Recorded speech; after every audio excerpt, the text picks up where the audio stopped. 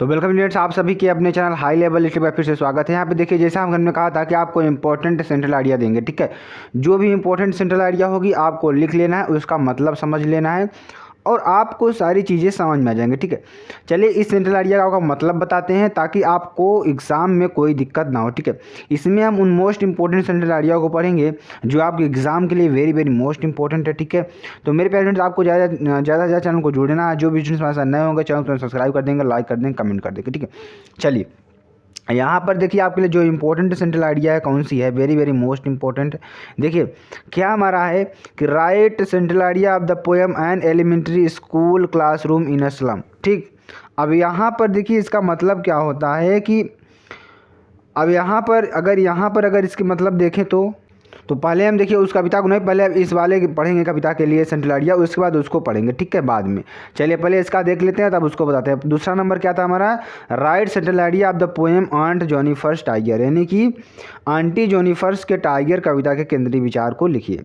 अब इसमें क्या कहा गया, एक्चुअल में क्या चीज़ें हैं, हम आपको बताने का प्रयास कर। देखिए the poem Aunt Jennifer's tigers brings out the struggles and conflicts a man has go to through in male chauvinistic society, यानी कि जब एक औरत ट्यूनिस्टिक सोसाइटी में जाती है तो उस समय उसको क्या क्या फेस करना पड़ता है उसके बारे में बताया गया है।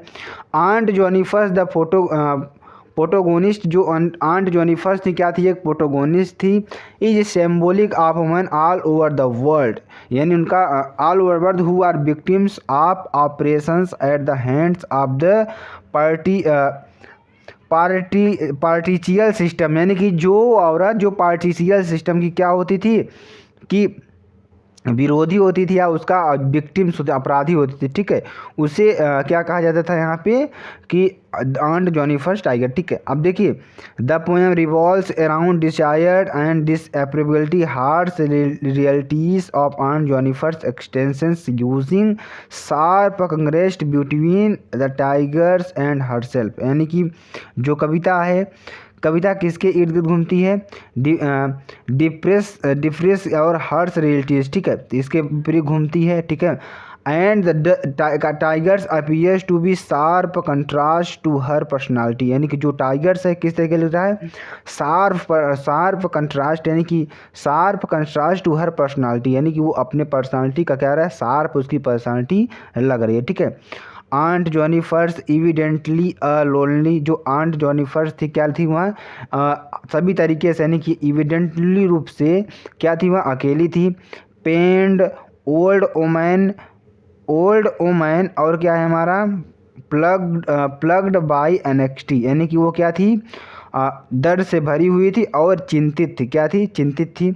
ठीक है, आगे देखिए आगे क्या है हमारा, आगे क्या है, the reason for her miserable flight is the oppressive patriarchal family system wherein is whole soul of the family is the male and the he see dominates the skin. ठीक है, क्या था कि अब देखिए यहाँ पर क्या करा है कि the reason for her miserable plight in the oppressive particular family system. ठीक है, यानी करा है कि उनका कारण यह था कि miserable plight is the oppressive patriarchal family, वहाँ क्या थी, एक पार्टिशियल फैमिली से थी। System where an the whole soul family, जो उनकी सारी फैमिली थी, the male and it's he, और उनके जो आदमी थे और वहाँ पर जो औरतें थीं, हु डोमिनेट्स द स्किन, क्या थी, उनकी स्किन्स बदल गई थी। The sea creates an alternative worlds of freedom award the longs for. ठीक है, जो क्या हुआ था कि अब यहाँ पर क्या हुआ था कि अलौकिक शब्द जो एक एवेंस भी है। ठीक है, तो यहाँ पर एक सारी चीज़ें आपको अच्छी तरीके से समझ में आ गई होगी। अगर देखिए अगर आपको लिखना नहीं आता है तो आपको कुछ भी, जैसे कि कुछ भी याद हो तो वहाँ पर लिख सकते हैं। जैसे आप जब कुछ भी नहीं आता है तो आप लिख ही सकते हैं। अगला देखिए क्या है हमारा, अगला सेंट्रल आइडिया है write central idea an poem and elementary school classroom in a slum, यानी कि क्लासरूम इन द स्लम की सेंट्रल आइडिया लिखना है। चलिए इसके बारे में लिखते हैं, आपको अच्छी तरीके से बताने का प्रयास करेंगे। चलिए इस कविता को आप लोग अच्छे से समझिए क्योंकि यह कविता बहुत ही इंपॉर्टेंट है, इसका सेंट्रल आइडिया आपको पूछ सकता है। ठीक है, इसमें देखिए झुग्गी में एक प्राथमिक विद्यालय कक्षा का वर्णन किया, ठीक है। यानी कि जो कक्षाएं चल रही हैं कहाँ पर चल रही हैं, एक झुग्गी झोपड़ी में चल रही हैं, उसका यहाँ पे वर्णन किया गया। वेरी वेरी मोस्ट इंपॉर्टेंट आपके लिए सेंट्रल आइडिया होगी।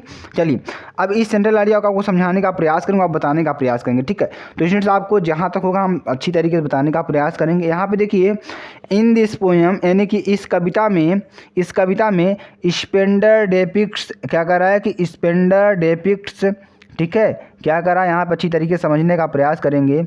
क्या कर रहा है कि Spender depicts the injustice which prevalence in society, यानी कहने का मतलब क्या हुआ, स्पेंडर उस अन्याय को दर्शाता है, ठीक है। स्पेंडर उस अन्याय को दर्शाता है जो समाज में व्याप्त है, ठीक है। स्पेंडर उस समाज को दर्शाता है जिसमें जो इस समाज में व्याप्त है, ठीक है। He talks of social injustice and class inequalities, denial of opportunities to slum dwellers, and also expression his thought on the widening gap between the rich and the poor, ठीक है। अब देखिए इसमें क्या कर रहा है कि वह सामाजिक और वर्ग की असमानताओं के बीच की बात करता है, ठीक है। किसकी बीच की बात करता है, वह वर्ग और सामाजिक असमानताओं की बात करता है, और साथ ही अमीर और गरीब के बीच बढ़ती खाई पर अपने विचार व्यक्त करता है, ठीक है। आगे देखिए आगे क्या करा, Spender's poem expose the condition of the haves and the have nots. The poem lucidly brings forth the miserable condition of the childrens of the slum and the inadequate educational facilities provide to them. कहने का मतलब क्या हुआ यहाँ पे, अगर हम बात करें तो मेरे प्यारे स्टूडेंट देखिए क्या होगा, स्पेंडर की कविता हैव्स और नाइट की स्थिति को उजागर करती है। कविता स्पष्ट रूप से झुग्गी झोपड़ी के बच्चों की दयनीय स्थिति और उन्हें प्रदान की जाने वाली अपर्याप्त शैक्षिक सुविधाओं को सामने लाती है, ठीक है। आगे देखिए the poem talks of racial discrimination and he socialist proclamation that a country can prosper only if education reaches to the downtrodden in the society। कहने का मतलब क्या हुआ यहाँ पे कि कविता नस्ली भेदभाव की बात करती है और एक सामाजिक उद्घोषणा है कि देश तभी समृद्ध हो सकता है जब शिक्षा समाज में दलितों तक पहुँचे, ठीक है। तो ये कविता का पूरा सार था मेरे फ्रेंड्स। अगर आपको अच्छे लगा हो तो चैनल को लाइक करिए, शेयर करिए, कमेंट करिए। फिर मिलते हैं नेक्स्ट वीडियो में नए टॉपिक के साथ। जय हिंद, जय भारत।